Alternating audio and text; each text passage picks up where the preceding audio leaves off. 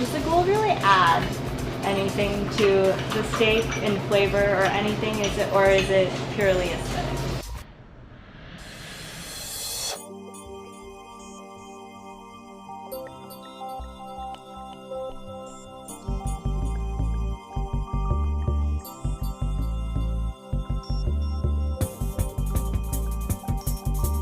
Hi guys, it's Taryn. Today we are at 212 Steakhouse in New York City to try a $400 steak. Now you might be wondering, why on earth is it worth $400? And there are a variety of reasons, but the biggest one being that it is gilded in gold. Now, I have eaten a lot of gold things in my life, and I always ask the same question. Is the gold going to add any kind of taste for this steak? Who knows? Let's go find out.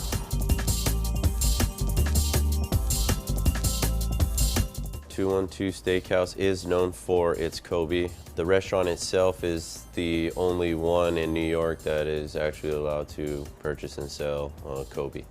The owner of the restaurant had to pay a lot of money for it, and he had to go out into Japan and actually go and see the steaks, learn about everything out there. Kobe beef is the black cattle from the Hyoja prefecture in Japan. For me personally, the taste difference is, to me, night and day.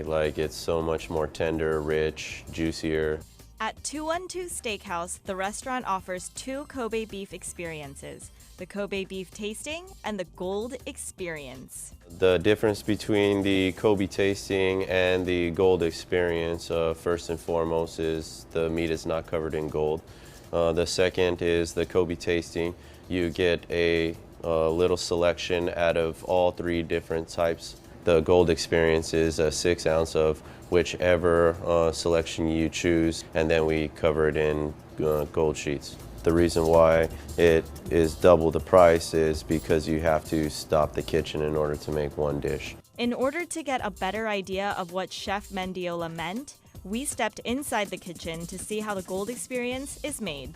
Can you kind of give us a breakdown of which one's which? All right. So this is the Kobe tenderloin. This one right here is the Kobe. This is the Kobe ribeye. So, which one do you think I should get? For me, my personal preference is always going to go for the tenderloin. And why is that? Just because it's the softest piece to chew, cut into, all around. It's just got the most flavor to me. Is the tenderloin also the most expensive cut? Yes. Okay, so we'll get that one. Once the steak is portioned out, it's simply seasoned with salt.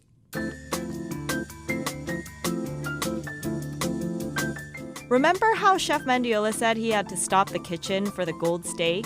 This is what he meant. When you have to stop everything just for this one dish, you're losing out on so much money that the restaurant has to be able to do it that way in order to sustain.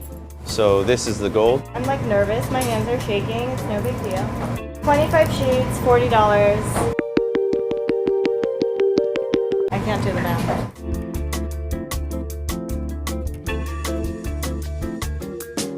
You want me to coat your tongue in gold?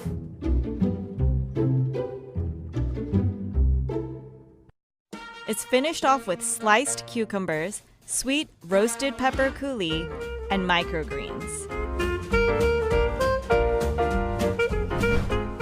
I'm ready to eat. First things first, I don't care if there are 25 sheets of gold on this Kobe beef. The smell of the Kobe is just permeating through the gold sheets into my nostrils, and it is just so intoxicating. I feel like I just did a lot more swallowing than chewing because this steak is so incredibly juicy and fatty. For this, I just think that the gold flakes add a very pretty sheen on top of a otherwise already luxurious steak. I don't think that the gold sheets are adding any kind of flavor to it. I feel like if you were putting 24 karat gold on a run-of-the-mill steak, you would have a harder time justifying it. When you're putting it on a portion of Kobe beef, which is like the king of kings when it comes to beef, it's just adding a crown to an already amazing cut of meat. I do think it's superfluous, but I think if you're gonna do it, this is the best